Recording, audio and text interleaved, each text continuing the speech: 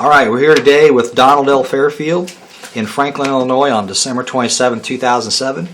Donald was in the U.S. Navy, serving aboard the USS Indiana and the USS Pasadena from December 15, 1944 until the end of the war.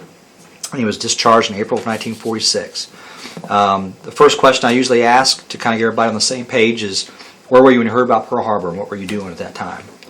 We were living northeast of Jacksonville on the farm. I guess when I got up that morning and we heard about it, I don't remember what all happened was that that's where we were at the time.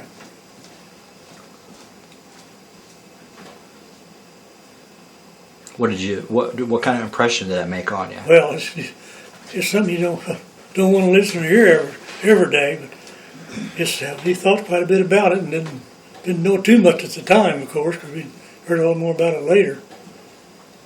So, were you still in high school at that time, or? Yeah, I think I was a freshman, I believe. Pretty sure I was freshman in high school. Yeah. Mm-hmm.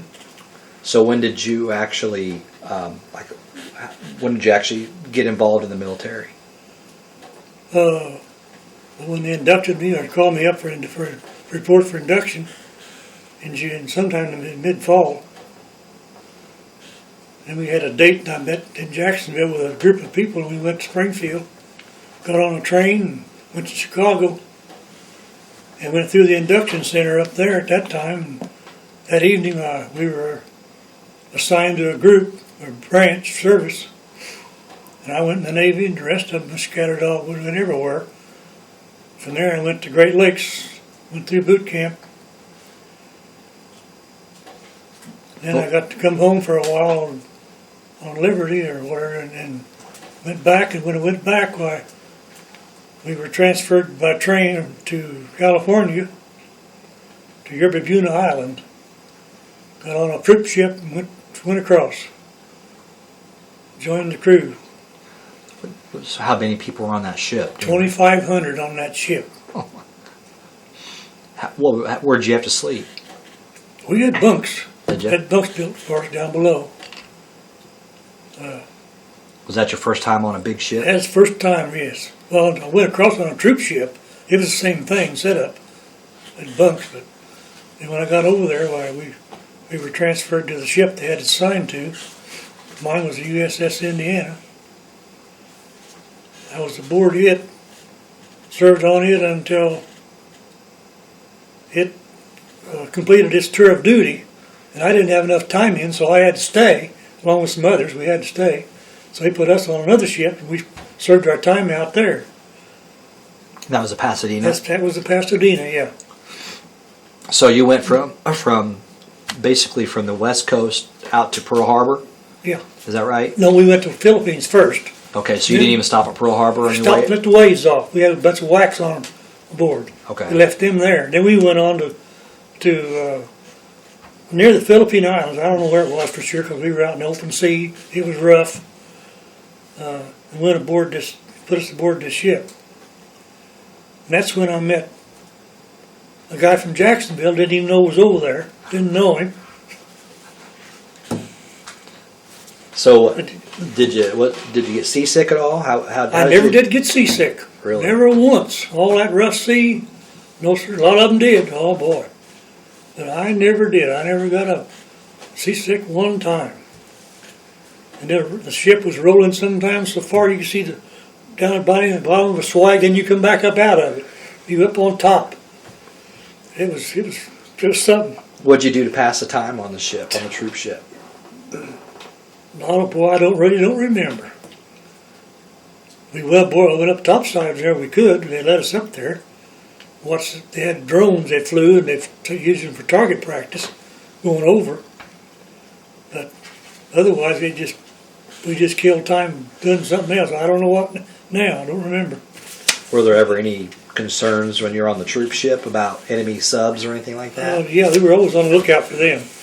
And we had 20 millimeters that they used to shoot, taking practice shots at the planes. And one time they were firing off 20 millimeters. The shells didn't go off, all of them. And they started throwing them over the side. One of them hit the rail and exploded. hurt some boys down on the deck going over, and it didn't kill them, I don't think, but it hurt them pretty bad. But other than that, we just put our time in doing whatever. So when you got over to the Philippines, that's when you got on the USS That's when I went Indiana. on the Indiana, yeah. Now by then, the Battle of the Philippines was over because that I was think, it was all over with. okay. Yeah. What we were doing then was just patrolling the sea, primarily back and forth along the Japanese coastline, and firing 16-inch shells at them. That's something. I don't know what they were firing at, but they were shooting. Do you remember about what month of No, I that don't. you got on the I don't. USS Indiana? No, I don't. It was early though, So early 45. because I was there when they dropped that bomb on first atomic bomb. And that was in what, August. April or May? The atomic bomb was Yeah. dropped in August of Oh, 45. August. Okay. We just patrolled the sea back and forth, and then watched for dive bombers, Kamikaze planes. Did you guys ever have any We didn't contact with really- the enemy? They had them coming at it, but not. We didn't hit the ship. No, they got them before they hit the water. They got them before they hit the ship. Yeah, What was we've your seen some of that. That was, you knew what was going to happen next. And that's my GQ station was up on topside too, where I had to go in general quarters when they had any kind of action. And you said you what kind of a gun did you man for A general? 40 quarters? millimeter, I have in a 40 millimeter turret. Yep. Get the supplies up to them. I never did fire it. It wasn't. Did you guys did the USS Indiana did you guys serve in support of like Iwo Jima or Okinawa of either of those invasions? No, we went. Only thing I remember, we went to the Philippines on Liberty. After it was cleared, we went to go in there on Liberty.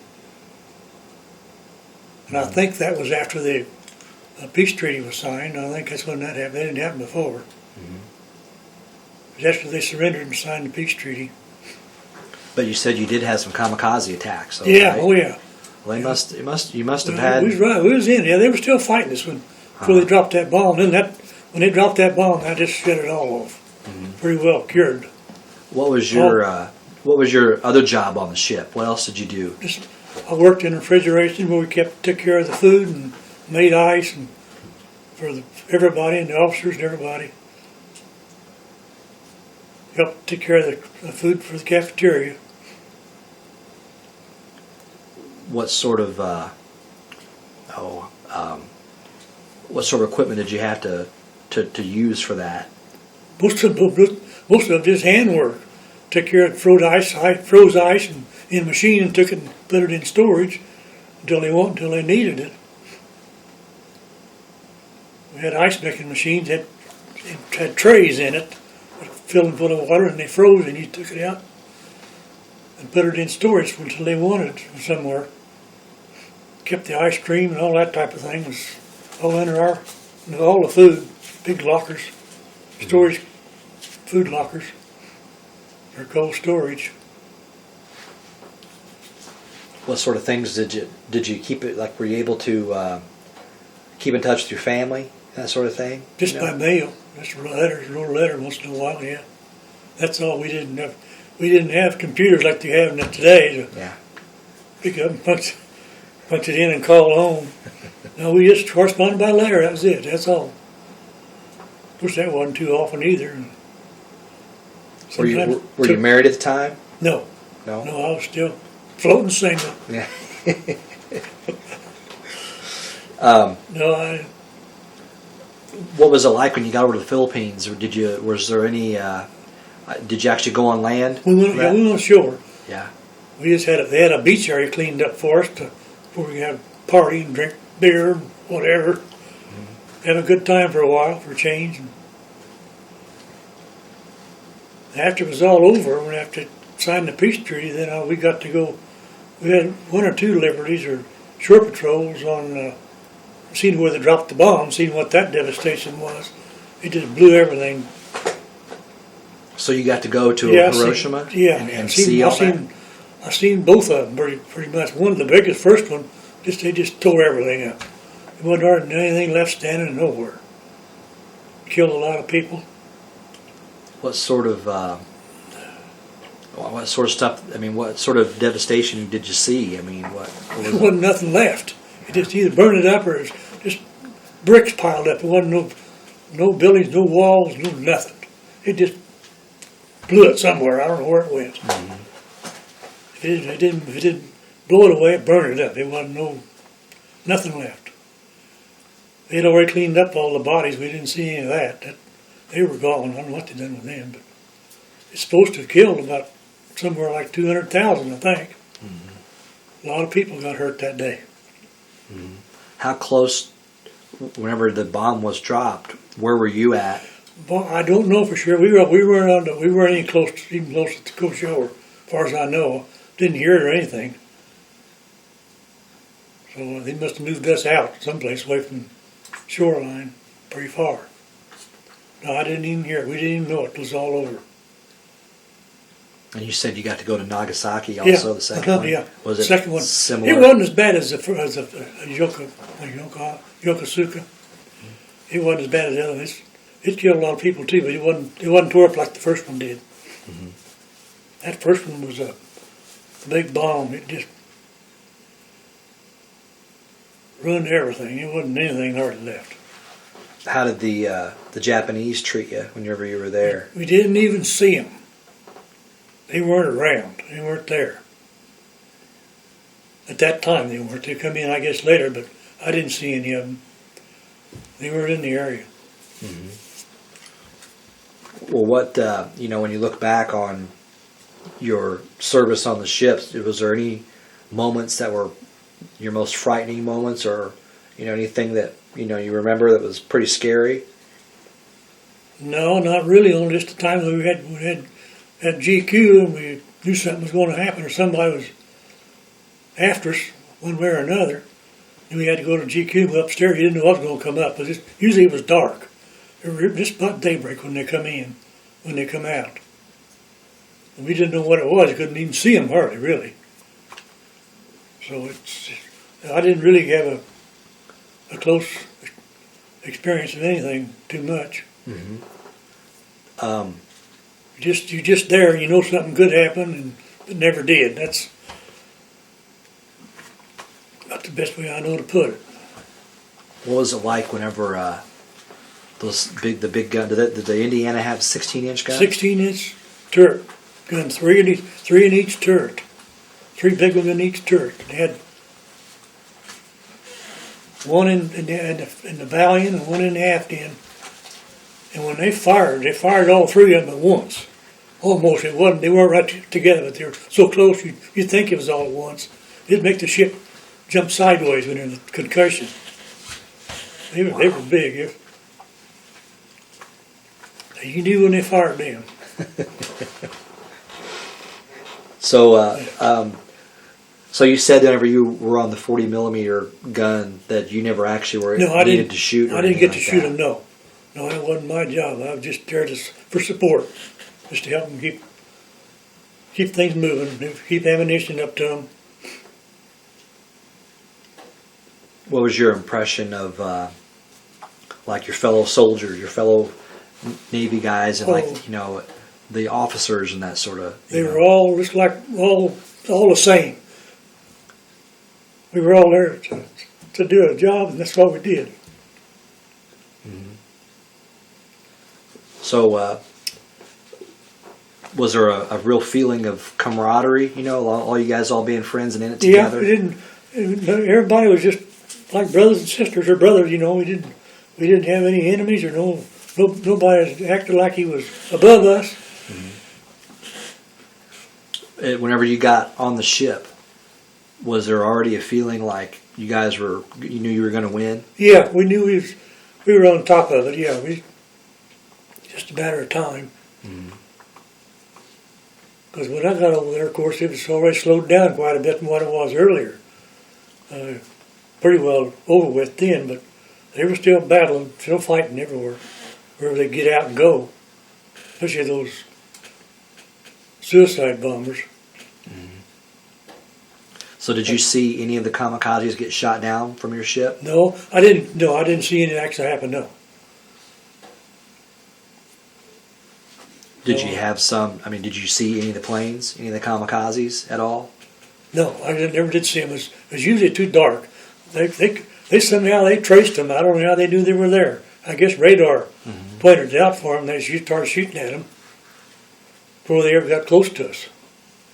Close enough, and usually they'd drop them before they got to the ships. I was lucky on that.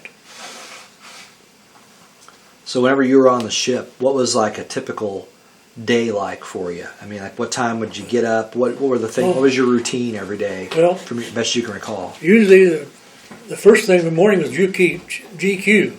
You had to go just in case there was something around about daybreak. Then from there we go back, go get our eat our meal in the cafeteria. Then we go to our regular duties, like mine was down below in the refrigeration room. Spend most of our day there and until nighttime came. Then we go to bed, sleep through the night, hopefully. So how many hours was your shift? Like whenever you worked in the refrigeration? I don't think of any set time. We just worked until everything was done. And we had to be there and help get the food out when they wanted it in the afternoon for the meals, morning and afternoon. For the meals, we had to get that out, but we didn't. But no certain time. We just had to be there when they wanted us or needed us. I always heard that the Navy guys always had pretty good meals and stuff. What, Yeah, keep you fed pretty good? We had first choice. Really? We did where I worked. We had first choice. Were you ever able to pick up any prisoners or anything like No, that? we never did. No, we never. Okay, your wife was just handing me a note asking about whether you picked up some POWs, some Allied POWs, and did you guys have an experience with We that? picked them up, and I forgot where it was, but we picked them up and took them to I'm pretty sure it was a hospital ship to get some help, get some service. Did you see any of them? Oh yeah, we had first time. We were on board, and they loaded them with brought them on board with just a cage on a rope between the ships. That's how I got on there too. Really, we rode a cage across the water on a pulley. Now we transferred them over to us, and we took them to a hospital ship somewhere, but I don't know where it was. What those guys look like? I mean, they look pretty. Yeah, they look pretty ornery, pretty rough. Yeah. They'd had a rough go, had a rough time. Yeah. Do you remember about how many there were? No, I don't recall right now. There were several, but I couldn't tell how many. So you guys just transported them from there to a hospital We ship? went to a hospital ship somewhere and put them on it. Mm-hmm. I don't know where it was now. I don't remember. Just don't remember the details of that. That's one of the things we did. Mm-hmm. I think that was when I was on the Pasadena when he did that. Pretty sure it was. So when did you actually switch from the USS Indiana to the Pasadena? Was the war still going on? No, it was over with. That was after they signed the peace treaty. Okay. Then they got to come home, and I had to stay over there along with some others. We had to serve a little more time in the occupation of the theater. So you didn't have enough points to come home No, at I that couldn't point? come back yet. No, yeah, no. So when you're on the Pasadena, what was your job? Did you have the same job on the Pasadena? Pretty much, yeah, pretty much. It was smaller. It wasn't as much to do, but it was. I forgot what I did do on there, but it pretty much the same thing. We still had GQ quarters every morning for quite a while after that. And the Pasadena was what kind of a ship? Cruise. It was just a cruiser. Had small guns on it, and So like a light cruiser? yeah, it was what they call a light cruiser, I think. Yeah, yeah, it was smaller. It was bigger than what they call a tin can, a destroyer. They dropped depth bombs, but it didn't. It just patrolled and helped patrol. And had, I'm pretty sure they had some 16 or 8-inch, 6-inch guns on there. They had pretty good sized guns. Well, I worked in the 40 millimeter area on there too, in GQ, small gun. So obviously at that point the war was over, Yeah, so there was no worry about you having to. No, just patrolling, just taking care of the open sea in case somebody still trying to cause a problem. So were you stationed off of the coast of Japan during that out in the bay. Uh-huh. We just stationed out in the bay, sitting out there in the bay. That's when we got to go ashore after that. See the atomic bomb effect. How many times do you recall about how many times you were able to go ashore? Twice. Just those two twice. times? That's all I got to go, yeah. Yeah. Well, what were looking back on your time on the ships and stuff over out in the Pacific, what's some of your fondest memories? Do you have any memories you thought were pretty good times? Well, yeah, there were stories you never did say much about or talk about, but it was quite an experience to go across on a troop ship like it was, big as it was. I don't know how many people they had on it. They had a lot of them on it. Then we stopped in the Philippines and transferred some people off there. Then we cruised on and went on over and met up with the Indiana. It was just an all-around life experience you never get to do but once. Once is enough. You got to see quite a bit of the world, didn't you? A lot of water, mainly. A lot of water. It's something else. There's no end to it. You just couldn't see no end, just water as far as you could see. Now, did you have to go through any initiation ceremonies on the ship? They never did bother me. So Some did, but so you didn't have the whole polywog thing or the shellback thing or anything like that going on? no. Okay. They never bothered me. Some of them they did, but they didn't bother me. Never had any of that trouble at all.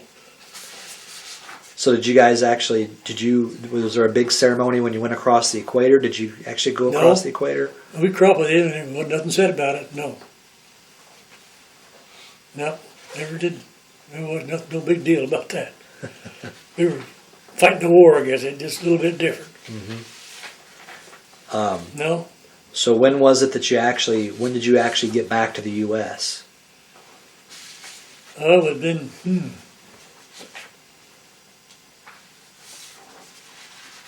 Was it about the time you were discharged? Yeah, just shortly before. I wasn't in the States very long when we were. Well, you were discharged in April of 46. April something. Yeah, your card here says April 5th of 46. April 5th, yeah. So you got back right before that. Just before that, yeah. We didn't have to stay out there very long. We had Liberty when we went into Oakland, I think, for Liberty. Went across the Oakland Frisco Bay Bridge and had Liberty. A bunch of us did, and went back to the base. The next thing we knew, we were on a train back to Illinois and discharged here. Were there any other guys on the ship with you that were from the same area you were from? Just one on the Indiana. Now, was that the fellow that was from Jacksonville? Yeah. Okay. Dick Waldbaum. He came home first ahead of me, of course. So you and Dick Waldbaum were on the same ship together? On the same ship. Oh, okay. He worked down below deck. He was a fireman, we call him.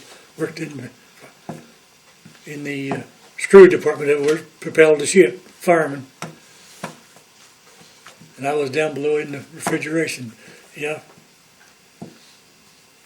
And he came home before I did. He got to come home on the ship when he came back.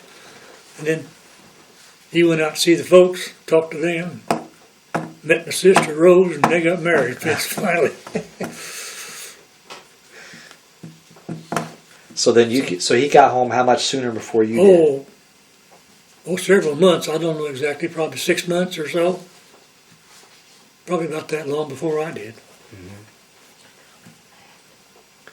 So once you got back to the U.S. and you're on your way back to Illinois, were you Pretty excited to be done with all of it? Ready to come home, yeah. Ready to get out.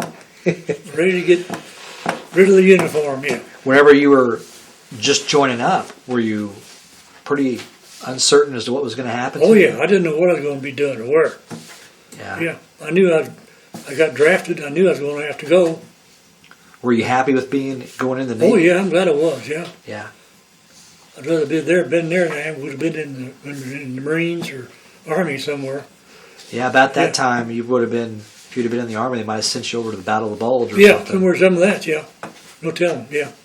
No, I was glad to get in the Navy. It was clean, good. You had a bunk with you every night. You knew where you were going to be sleeping. Yeah. It was a big difference.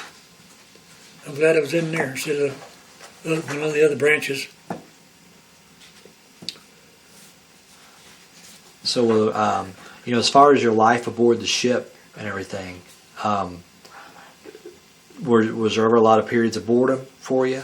Were you ever bored, or were you always busy? Not always busy doing something. Yeah, there wasn't much bore time. But you always had something to do, or tried to be doing something. I got by real well on that part. Do you remember the name of the captain of your ship by any No, chance? I don't. I don't recall who it was. Now, were you guys part of the Task Force 58, which was like trying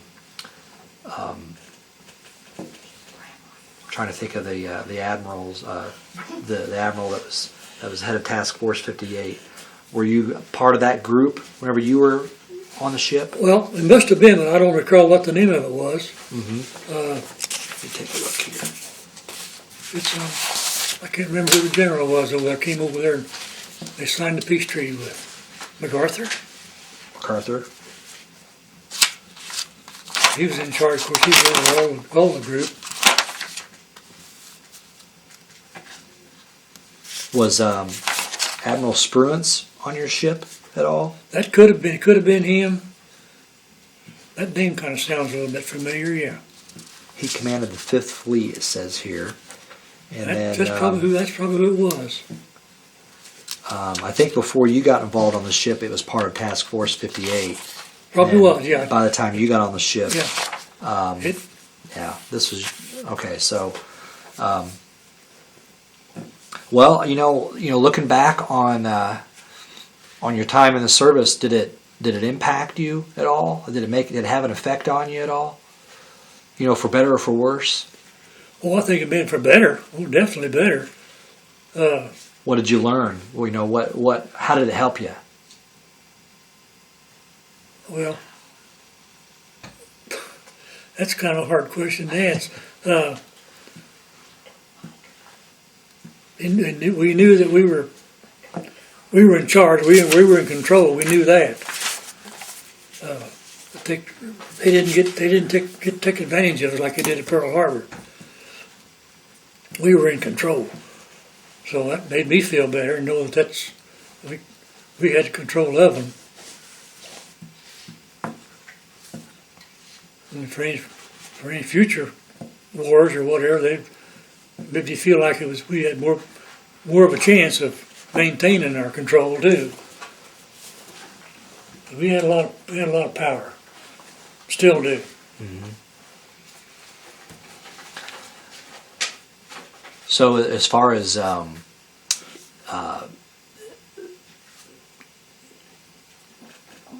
did the discipline of being in the armed forces, did that affect you at all, or did it help? For a lot of people who go into the military, the discipline of being involved in the military gives them focus, and they're able to. Well, yeah, to a point here, it does naturally, because you're under somebody else's thumb all the time, and got to do what they want. You can't do what you please. So in that respect, yeah, you learn to control yourself and do what's right. Mm-hmm. What did you ever? So did you make a lot of friends when you were? Oh yeah, quite a few of them. Oh yeah. Have you kept in touch with them over the years at all? No, not very many. One I did for quite a while, and he committed suicide. He was from Southern Illinois. But most of them I don't know. I don't even know what that kid's name in the picture is where I work with. I forgot his name. It's just some of the things that, after time, it gets away from you. Did you ever go to any reunions? No, never did have. They never did. Nobody ever did put one together Oh, really? that I ever knew about. They never did. Nothing ever came of it. We just all went our separate ways when we got home, and that was pretty much it. Well, I'm trying to think. Is there any other question? Anything else that you can think of I that, don't- that right we didn't now, talk I don't- about or anything? Right now, I don't think of anything. Okay. Well, I've got no further questions. So if there's nothing else that you have to add, then we can go ahead and complete the interview here. So I think I'm done. I can't think of anything else. okay. All right. Well, on behalf of myself and everybody else, thanks for your service to the country. So thank you.